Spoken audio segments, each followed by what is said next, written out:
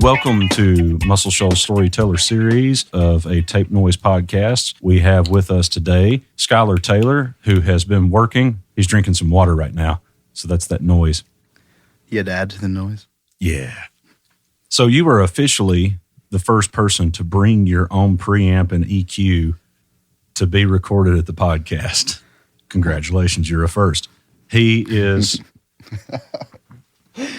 A gearhead. A gearhead. So you've been working in Nashville on Music Row on 16th Avenue at the Parlor Studio. You graduated from University of North Alabama at what year? 17. Okay. I graduated in 2008 in commercial music, and your degree program was Entertainment industry with a concentration in audio engineering. Right. Yeah, it's essentially the same thing. They changed the name of it and they upgraded. They made it sound more fancier than it really is. Yeah. That's what we do. But you're from Huntsville, Alabama originally, correct? Yeah, originally I'm from Huntsville. Okay, so let's kind of start from the beginning. So what got you into music?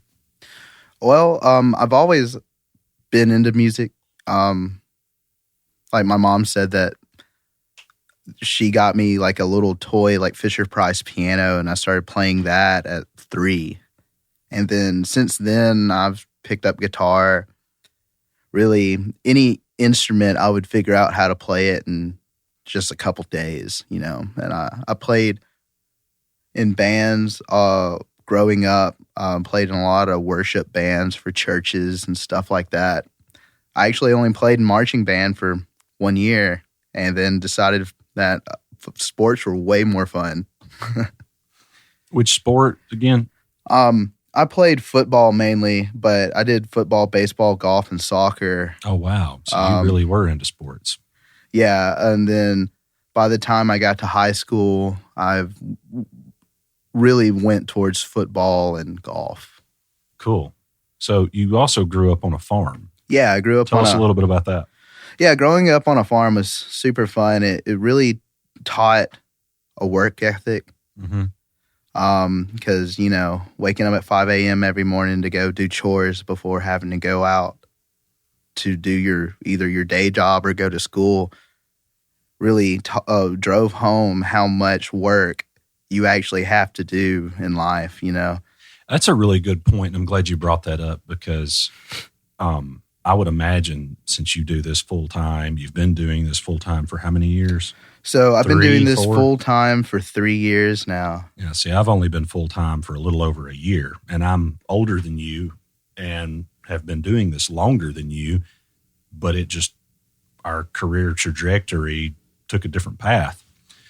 But I'm glad you brought that up about work ethic because a lot of people think that, I go get this degree or I go do this or that, then there's a job waiting on me that's going to pay X number of dollars. That's not how life works.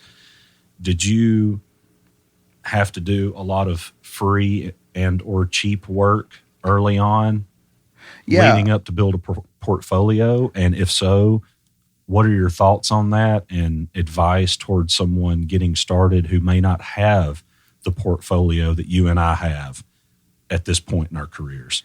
Yeah. Because you got to start somewhere and you got to build a trust. And like, hey, I'm actually good. Pay me money to do a thing. Yeah, it took a long time for me to get my first paying gig doing this. I worked in Muscle Shoals for 4 years before moving to Nashville. You were doing that while you were in college, correct? Yeah, I was. So out of all the other guys that I was in school with, I was the one working with everybody in the program. Yeah. Like during the senior projects and stuff, I recorded 9 senior projects for everybody. Wow. Including my own.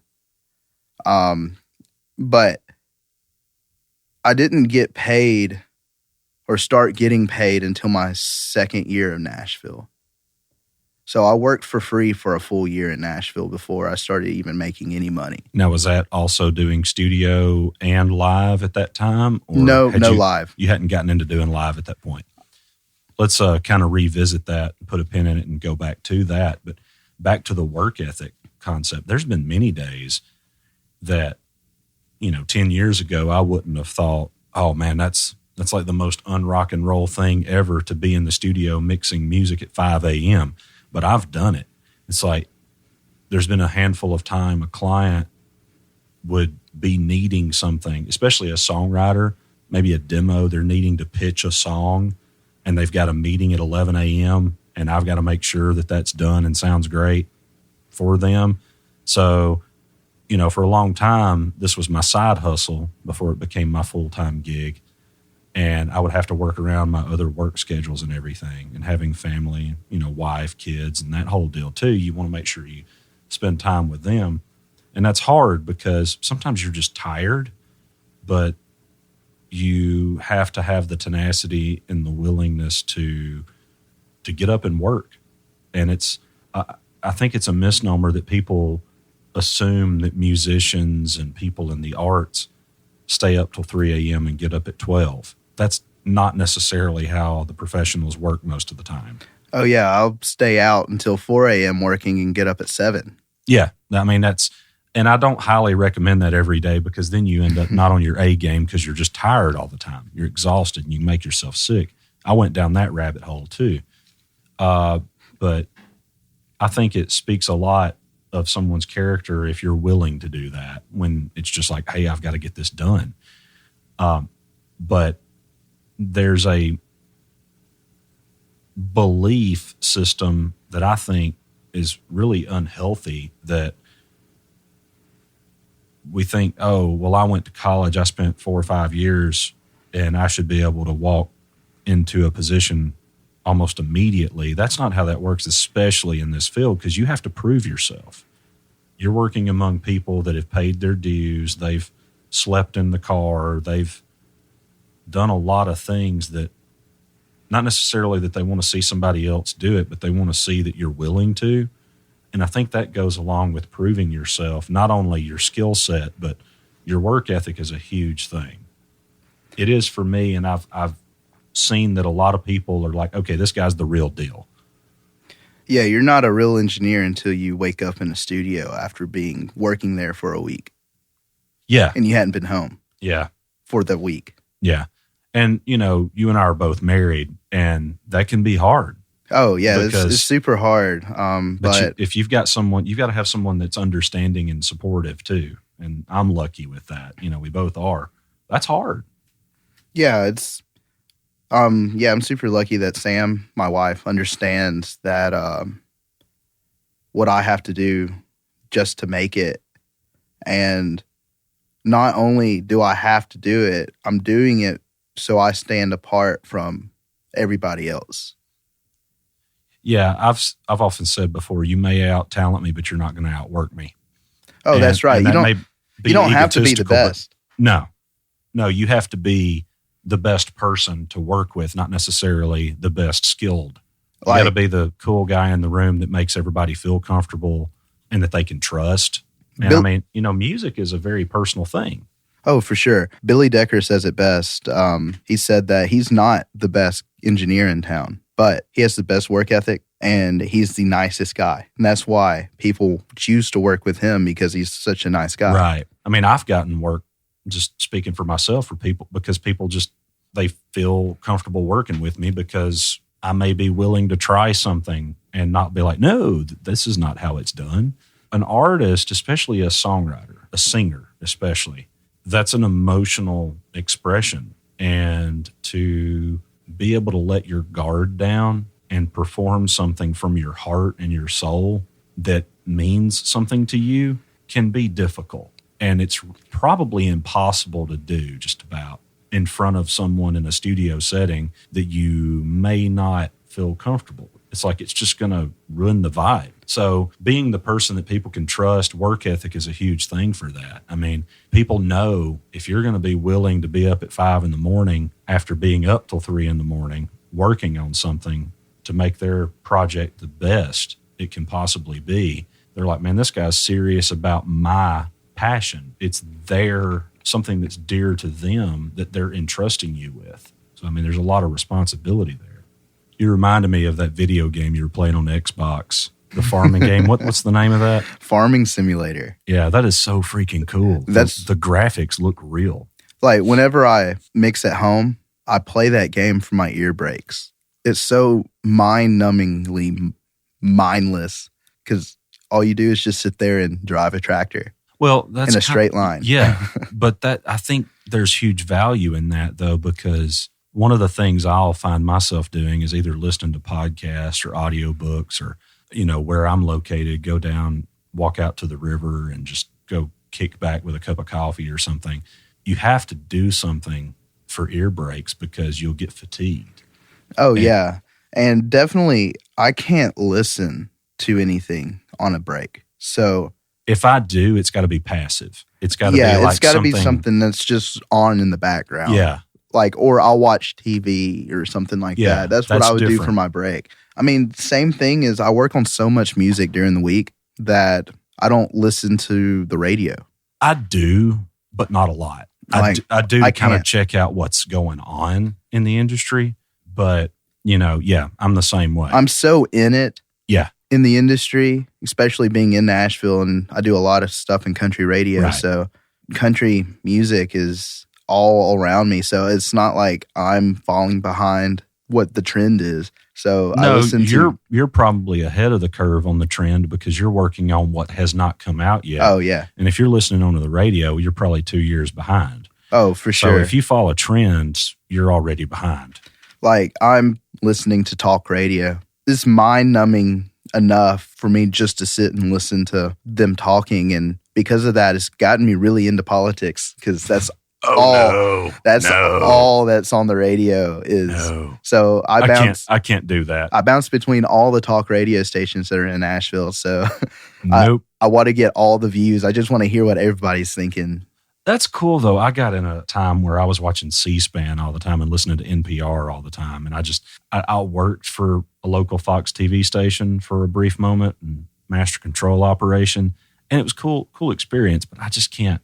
I can't do it because I've worked in it before. And I just. Oh, yeah. Yeah. But, okay, so, man, work ethic, that's something you and I fully agree on. Everybody in podcast land that may be thinking about getting into anything with audio or music, you're going to have to put in some time. You got to be willing to put in the hours and the lack of sleep. And I'm not trying to scare anybody off, but man, the one thing that will set you apart is not watching a new YouTube video for a new drum miking technique. It's being willing to work and being just a cool person that people can trust. You got to outwork everybody else. Just in Nashville alone, there are at least 10 audio schools. I knew it was a lot. I wasn't sure how many. Only 3 or 4 of them are 4 years. The rest of them are 6 months programs. Yeah, so they're cranking out people. They're cranking out hundreds a year. Yeah. And that's who you are competing with for jobs. And it's a freelance market, so you're competing freelance for these gigs. Which leads me to another question. You've been freelance for a long time while you've been in Nashville. Your home base is Parlor Studio on Music Row. But speak a little bit about the freelance thing. Yeah, the freelance thing's definitely really cool, getting to really work for yourself. Now, since I interned at Parlor and they were kind enough to ask me to stay, so I do a lot of their house stuff and I hang out there, and because I'm willing to put in the time with them and work with them, and I do whatever they need me to do. They let me use the room and really help groom me to be a better engineer. So, because it benefits them as well. But yeah, freelance, I get a lot of my work off the internet. I get work from going to shows. Yeah, that's a big thing. I go to at least, I try to hit at least 6 shows a week. Wow. I need to up my game on that. I like to do that simply because I like to support people too. I mean, and I just like music. Also, I mean, I've gotten work off of going to events, not necessarily just shows, but it's kind of the being present to win. You're able to have conversations and you're top of mind because you're actually in front of them. And they're like, oh, hey, I've got this thing I'm working on. Would you be able to do that? What's your rate? But without you being in front of them, you're not going to have that conversation.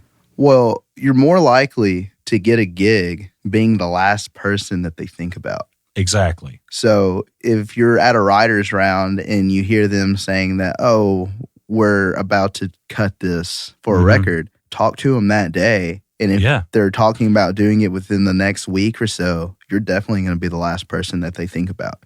Well, the thing is, I wouldn't say just go to events just to go to events or go to shows just to go to shows, but like go to things that you're into, because you're going to find clients that you're going to work with and develop relationships and possible friendships that are things that you're into yourself. So for sure. It's an honest exchange. Some of my best friends are also my clients. Yeah, me too. And I've probably 90+% of my work has been word of mouth.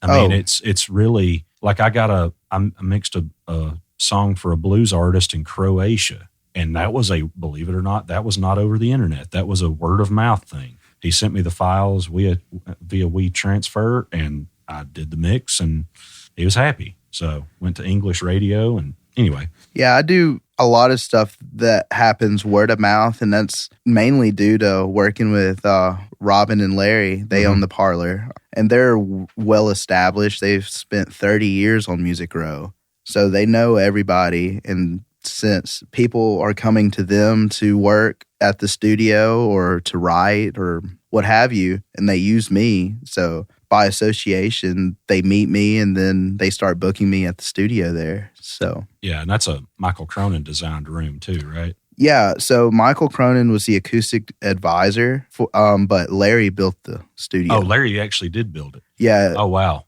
I forgot. He is a massive craftsman. He built that really pretty desk in the front too, didn't he? Yeah, he built just about all the furniture in the building. Yeah. He's a master carpenter. He made high-end furniture and built a lot of studios around the DC area. Yeah, and Cronin, he was a designer for Blackbird and Ocean Way. Yeah, so two of the best studios in the world. And Tracking Room. Yeah. Oh, I didn't realize that. Yeah, so Tracking Room was a Cronin Hidley design, and it's actually a twin. So Bop Studios in South Africa is the original studio. Oh, really? And they're identical. Even with the rock reverb room? Yeah, they're cool. 100% identical. And that used to be Masterphonics, right? Yeah, that used to be Masterphonics. Glenn Meadows owned it. Yeah. How has having your roots musically in the North Alabama and specifically cutting your teeth in the Muscle Shoals area benefited you in Nashville? Well, has it? It's definitely benefited me. People tell everybody that I'm a Muscle Shoals kid, and they automatically want to talk to me because they think that I have some special sauce. Yeah, that's definitely a thing. What do they want to talk to you about? They just want to know tips and tricks and stuff about how the Muscle Shoals bass is done, the low end. Mm-hmm. Because it's just a certain character, and they just want to know how to do it. And it's just something that you learn from being down here and being saturated with how mixes and stuff and the R&B stuff was done here. And I definitely have that character in my own mixes as well. Yeah, I think I do too. I mean, because this is where I'm based, is in Muscle Shoals, and I've worked with excellent, legendary musicians for a while in this area. But I think it's just kind of an inherent, that's how that sounds. I'm not sure for myself. I'm speaking for myself that I'm not really sure if it's like a technique per se as a way of listening. It's definitely a way of listening because I don't do anything different than any other guy does. Say I may bump more 50 cycles in a bass guitar just to make it nice and fat. You know? Part of that old school sound that this area was known for was the kick and the bass were pretty present in mixes. At the time, it really wasn't much. Oh, and at the time, stereo systems weren't, if they were stereo, weren't high fidelity. Right. So being able to hear the kick and the being able to hear the kick period was not common. Yeah, so it definitely stood out. So that's another example of standing out in your field of what you're doing. Not to hang out too long on the Muscle Shoals thing, what were some of your favorite projects you've worked on with people from the area that kind of helped you cut your teeth on? I did a lot of stuff with local acts from UNA, and we would do stuff over at Fame. Did a lot of stuff at Noise Block. Probably the project that really I remember the most is I was working with Justice Montgomery, and I did that one at Noise Block. And it was the first time I ever recorded large format. And large format, for those that don't know what that means, would be what? Large format is using a actual console with a bunch of outboard gear in a room, and you have I think we had 6 people in the room at one time, all tracking. So it's definitely the Nashville way of working. I was really bad, actually. It was a fun learning process. Like Chris Bethay was hanging out while I was doing that one, and I had a breakdown at the beginning of the session, and it was all because of there was a button that wasn't pushed and we couldn't hear anything. Oh, wow. He got really frustrated with me, and he looked at me. He's like, "God, Skyler, you just made me want to drink, and it's not even 10 a.m. yet." Wow. Yeah. And Chris Bethay, he's also been a guest on the podcast. That's the guy from Muscle Shoals Mastering. For those of you who have been listening to the episodes, and if you haven't listened to that episode, go back and check it out. It's a really cool interview. He's a really good guy. He was a year or two older than me at UNA, and he was one of the first guys that showed me some things. Of course, neither of us were the level of engineers we are now, but he definitely knew a lot more than I did at that point in time. So I was able to kind of dive in quicker, I guess, because I had also dual enrolled and took some classes while I was in high school. And so my first semester, I was in industry classes. But yeah, so I owe a lot to him and grateful. He's a good guy. Oh, for sure. You really, honestly, you don't learn anything from school. I've learned everything that I've learned about engineering from working with engineers. Like the school didn't teach me how to do large format recording, and that's why I choked on my first one. I had to figure it out on the fly. So you were able to figure it out on the fly. Do you feel like you were provided with anything that helped you with that? For the most part, yeah. So we had a master mix class, and my professor that I had at that time, he's an adjunct professor from Nashville, is Keith Compton. Mm-hmm. And going into the session, I asked him, what would you do? So I hung out after class every day that we had class for at least an hour with him. Oh, wow. Even though that I knew he had to drive back to Nashville, I would pester him. And then he even gave me a cell phone number. So I texted him just about daily, asking him questions. Dude, that's awesome, though. He probably gave you the cell phone so you could just call him on his way back to Nashville. Yeah. But he's been such a great help to me and learning. And he was a Muscle Shoals kid too. Well, I mean, the people that are doing the thing remember, most people remember what it was like trying to get started. So, and people want to help other people. I've noticed this. The people doing the thing really only help the people that they know that can do the thing. Well, and really genuinely want to, because there's a lot of folks that'll go to school and they're just in school because they're quote unquote supposed to. Their parents expect them to be there. So they're not really 100% serious about it, as in the minute they have some opposition and they have to really put in the hours and really struggle and spend maybe 10 years doing a lot of free and cheap work, which I did. That's not the same for everybody, but I did several years of that kind of thing. And not everybody's willing to do that, and not everybody should do that. But I feel like I have been mentored by people and helped out and guided because those people saw that in me. Oh, for sure. I mean, if you show that you want to go above and beyond, they're going to be willing to help. Mm-hmm. Yeah. I mean, absolutely. Okay, so let's move to Nashville. Was there any question of staying or moving, or what was your? That wasn't even a question. I was moving.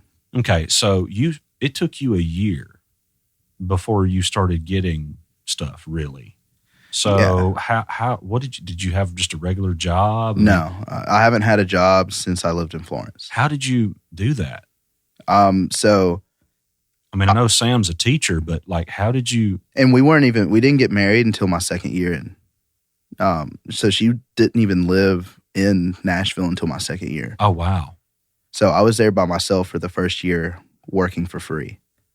So the summer in between moving from Muscle Shoals to moving to Nashville, I moved back home and I slept on my parents' couch. And one of my buddies was working for an insulation company at the time. And I needed to get enough money to move to Nashville and work for free for a year. So I didn't want to live solely off of my parents giving me money. So I went with my buddy to work one day and I got a job hanging insulation. And then they realized, or the owner of the company realized, that I had an education and that I could speak some Spanish. So he made me a team lead over a team of Mexicans that didn't speak any English. And so I had to kind of manage that. And I was working from sun up till sundown in attics, 7 days a week to make enough money to live off of for 6 months. So you had a game plan when you went to Nashville. Yeah. I mean, that's like, you didn't just like, hey, I'm moving to Nashville. No, I had to figure out how to live. Yeah. That's kind of what I was getting at. So how did you end up with the deal interning at Parlor? I picked up the phone and called them. Like, I wanted to stand out. So especially people, I'm a millennial. I'm actually the last year that is considered a millennial. Which is, how old are you? I'm 25. Okay, I'm about to be 34 in a few days. So when this podcast comes out a few months later, I will have already been 34. But yeah, we're in December 18th right now, so of 2019 when we're recording this. But yeah, so they, especially like the trend with millennials, is just sending an email and waiting. Well, I wanted to really come across as different, especially when most of the employers, and they're in a different generation. So yeah, that's a really good point. Like, you got to think about, especially boomers. They didn't have email. They always had to call somebody, and they value, or physically go there, and they value that. Yeah. So me being in Muscle Shoals, I called Larry Sheridan at Parlor exactly 6 months to a year before I needed the internship. So I called. So you had not yet moved to Nashville. You called. I wasn't even. I still had 5 classes before I could even move to Nashville. Well, let me ask you this. I don't want to interrupt you, but this is really interesting and I think shows a lot of wisdom on your part. Did you have some guidance in that? Because no, I don't think I had that wisdom at that age to have done that, nor the tenacity or the fortitude whatsoever to do that. No, I didn't. I wasn't guided in any way to do that. It kind of falls back to like my upbringing. Yeah. You just kind of like, hey, what's it going to hurt? I'll call them. All they're going to do is say no. Yeah. Man, but it sets me apart. I tell you, man, in my experience, I've not had very, very few people have told me no on things with like music studio related. Oh, move to Nashville. In terms of, well, what I mean by that is like, hey, man, it cool if I come be a fly on the wall? Is it cool if I, there's been a few no's, like a handful, but most of the time it would be like, today's not a good day. Let's schedule a time. Which is a nice way of saying no.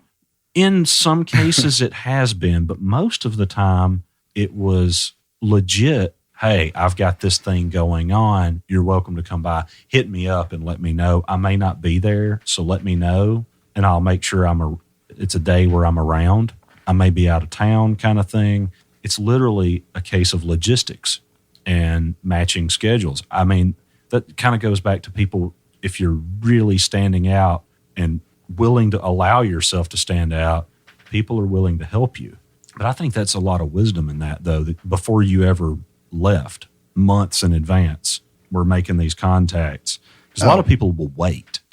Oh, it's like, I got to go through and I got to get all my classes. I got to graduate. Oh, now I need to go do it. No, you don't need to do that. You need to start the ball from day one. So I started interning there August of 17, and I was already going to Nashville once a week by the spring of 17. Mm-hmm. So I was going to Nashville to all the hangs, basically, and going to AES stuff, going to the studios every time they had a party, just to really get my foot in the door and be seen. People have got to know who you are. Oh, yeah, especially when it's all word of mouth. They're not going to book you if they don't know you exist. Exactly. So you've got the internship at Parlor. How long did you intern? On paper, I interned from August till December, and I graduated in December. But my first session there was December 28th of 17 with Terry Lee Palmer, and I was the assistant.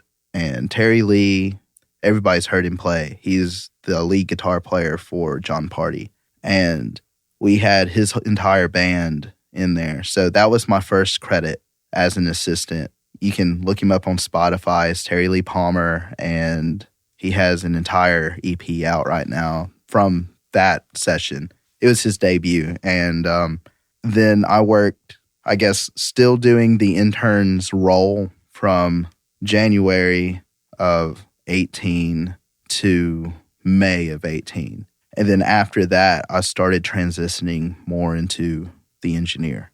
So you went straight from intern to engineer, not to assistant.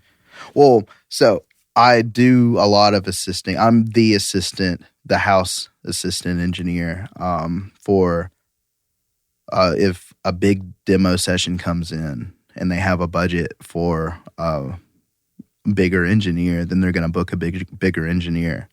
So who are some of the bigger engineers and producers you've worked with? Matt Legg, Mike Walter, Paul Worley, Nick Worley, David Hall. Now, I've heard you speak a lot of David Hall. Oh, I think a lot of David Hall. He's great. So what's one thing that you do, or two things that you do daily within a tracking session or a mix that you picked up from him? So tracking, I mainly do tracking stuff with David. He does this really cool thing with rooms, and that's made it into my tracking template. He takes a bunch of different room mics, and then he sums them all down to a stereo pair using a console. And he just takes a left and a right, but he has 5+ mics. Yeah, he might have 6 or 8 mics, but he's making a stereo pair and just blending it. Yeah, it's all blended, and it's something that is unique to him. So what might these microphones be, and where would they be? I mean, like, how would you treat them before you sum them down? He got the idea from a Mix Magazine article. Oh, really? Yeah, Alan Sides. So even Alan Sides, who Ocean Way, who designed Ocean Way, owns Ocean Way. So yeah. So Alan Sides does a similar thing where you divide the room up into thirds. And you place a stereo set of microphones at every third in the room. So you'll have some up. So your drums will be up against the wall, and that would be the first quadrant. And then the second third, you'll have your first set of mics. And then the next third, the third third, you'd have your last set of mics. That's a really cool concept, because if you've got a great sounding room like Parlor is, but like Ocean Way really is, and it's big enough, it's a much bigger room. I mean, it's also a really tall room, so you could put the mics way up in the air if you wanted to. There's a lot of options. Yeah, Ocean Way is definitely one of my favorite rooms to work in. Beautiful. Like the A room. Oh, yeah. They have the flagship Neve console in there. It's also an old church, so it's just cool. And it has this really dark history, too. So I don't know if you known this, but in the 80s, Tony Lomo owned the church. Now, hit me up to who Tony Lomo is. Tony Lomo was a cult leader. Really? Yeah. And he was one of the Kool-Aid kind of cult leaders. Oh, wow. Didn't know that. And he had his own brand of clothing and everything like that. He didn't get arrested or anything for all the bad stuff that he did with the cult. What he got arrested for was tax evasion. Wasn't that what they got? Al Capone on, yeah, too. Al Capone. Yeah. Wow, that's interesting. So if you're going to break the law, make sure you pay your taxes. Wow, this interview just took a dark turn. That's interesting, though. So dividing the room into thirds. I like to divide. I may start doing that, actually. I don't have a big enough of a space at this point, but when I'm in a big space, I may start doing that because that's cool. That makes a lot of sense. Yeah. Because you can't really capture a room like Ocean Way. It's a room with 2 stereo mics. And then to be honest with you, in a mix, you're not even going to use the room mics anyways. Yeah, but you'll do all this work for the rooms, and then the mix guy won't use them. Yeah, but even if you don't, it's most likely going to the headphones of the drummer. Oh, yeah. So the performance you get that performance that you might not get, which is much more important to me than the sonics ever will be. Oh, for sure. Because you can have a less than stellar recording of a great performance, and that's going to compel you. But if you got a great quality sounding performance, no one's going to care. Oh, it's also another thing that I've learned from him, because he's probably the biggest engineer that I work with. Like, he was the assistant engineer on Handel's Messiah. What? Yeah. Cool. And that was in the 80s, so he flew out to L.A. When he first started assisting Chubba. And he recorded Handel's Messiah during the riots in L.A. So, wow, that's cool. Yeah. He was taking the producer that he was working with to get a haircut during the riots. And he was sitting in the salon or barbershop getting a haircut while looking out the window and watching TV where the riot was, and they were less than a block away. Wow. I can't even imagine that. That's all kinds of crazy. Oh, and like the biggest thing that I've learned from him is you have to get it right at the source. Amen to that. So if it doesn't sound like the record at the source, then it's your fault that the record's messed up as the recording engineer. Yeah. What's like one of the best compliments you've gotten? The best compliment I've gotten. So Larry, which you may know, he doesn't dole out compliments. He's a hard man to please. And I would say probably the biggest compliment is me being there for 3 years because of how hard he is to please. But one that he's verbally said to me was I was recording drums. I was recording a full session in there, and he leaned across the console and he looked at me and he said, "That hi-hat sounds amazing." And that would be a huge compliment to me because I hate hi-hats. Oh, I was kind of bad. they can just sound so piercing. Like drummers, good drummers don't do this, but some drummers will just.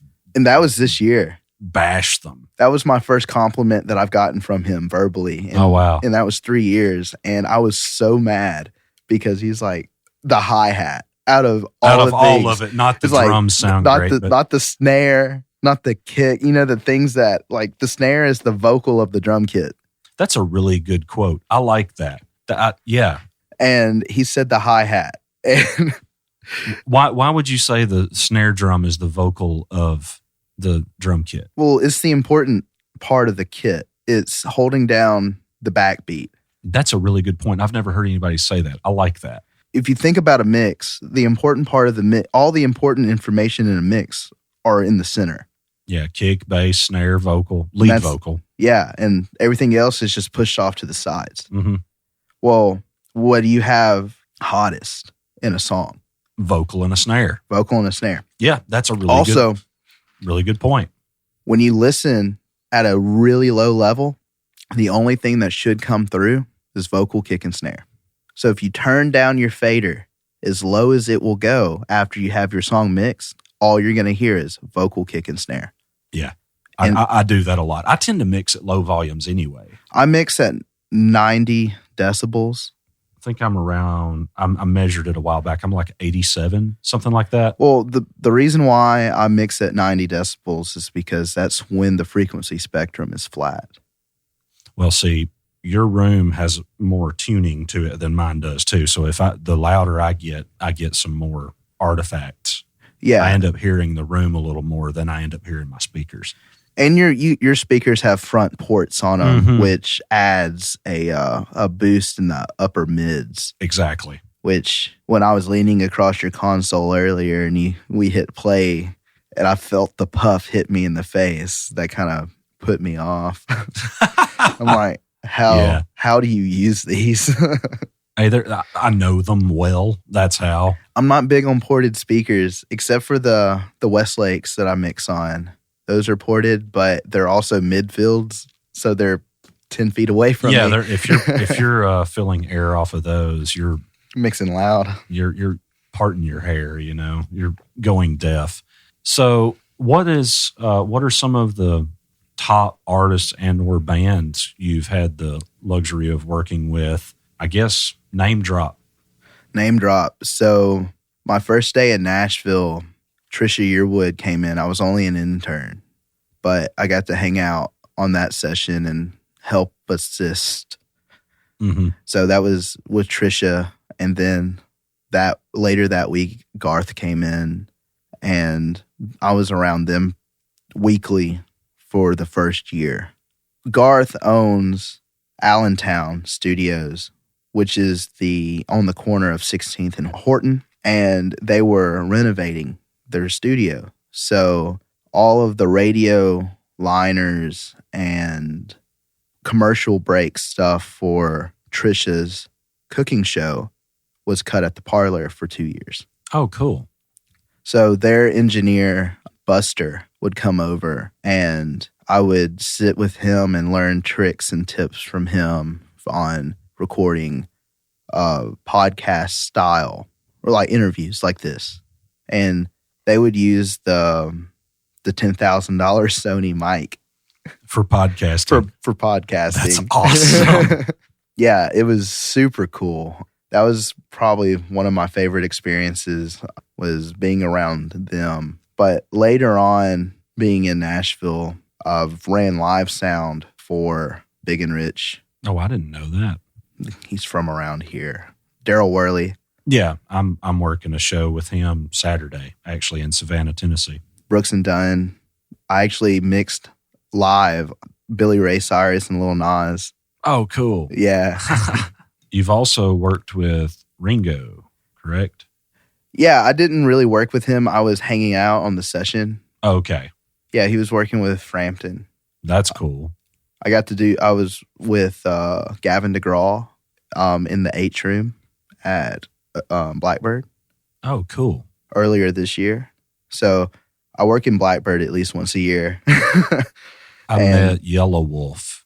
And Yellow Wolf is cool. The drummer from Fuel. I think he played with Puddle of Mud too. The background singers from Rascal Flatts. Mm-hmm. And Lee Brice, that does that song, country artist, does I Drive Your Truck? He was coming to write with Yellow Wolf. Anyway, and the mailman played harmonica, believe it or not. All these guys were playing on this Yellow Wolf session in Studio H at Blackbird. That was 3 or 4 years ago when I was at Blackbird for a week in Studio D. That's when I met Dave Pensato, who's become a mentor and friend of mine over the years. We just hit it off. But we were there for a week in Studio D, hanging out with John McBride that owns the place. Mm-hmm. And John's a cool guy. Yeah, and Ernesto was the house engineer at the time. So I just hung out after the fact. It was like, I'm going to walk around and see if anybody else is here and see if I can find somewhere to hang, and meet some people. But that's a bold move. Yeah. And Studio A, Montgomery Gentry was, I think, recording in there. And that was on lockdown. So I didn't for sure. I didn't meet any of those guys. But I did meet Yellow Wolf and a guy named Ounce and a guy named Newport. So yeah, Slum Americans, man. Yeah, the Slum American posse. But yeah, I mean, I guess that when you said Studio H, that just made me think of that. But I've also done stuff with Panic at the Disco when I was in the Shoals. Oh, really? Was that the show they did at Yeah. Norton Auditorium at North Alabama? Yeah, University I of was North on their Alabama? front of house crew. Oh, really? Cool. I ended up not going to that show, but I kind of wish I did. Oh, I could have got you in. Well, dang, man. That's before we knew each other. Oh, we knew each other, but we weren't friends. Yeah. We knew each other. Yeah, that's about it. But anyway, so yeah, you've worked with some awesome artists and bands that are not necessarily just one style either. So Oh, yeah. you've got that going for you. So let's get a little techie and a little gearheady here. What's your favorite drum miking technique? Drum miking technique. So for overheads, obviously a split pair, because we talked about this earlier today. Mhm. Yeah. I do not like XY. Why? Haha, see what I did there? Well, the reason why I don't like XY is because it's not wide. That's true. I want drums, especially. It's safe. It's hard to mess it up. Well, see, safe doesn't get your mix on the radio. Amen to that. That was one of the things Dave Pensato told me. He's like, man, this mix is safe. The first thing I played him, he's like, you got a lot of good stuff there, but you're hiding it. Well, I mean, if Yeah. you listen to anything that's been professionally mixed at a commercial, like superstar level, Mm-hmm. the mix is outside the speakers. Mm-hmm. Yeah, And you can't get outside the speakers with XY. with XY. Or you can, but You would You be have to better do off more doing mono overhead, which I like depending on the song. I'm not a fan of that either.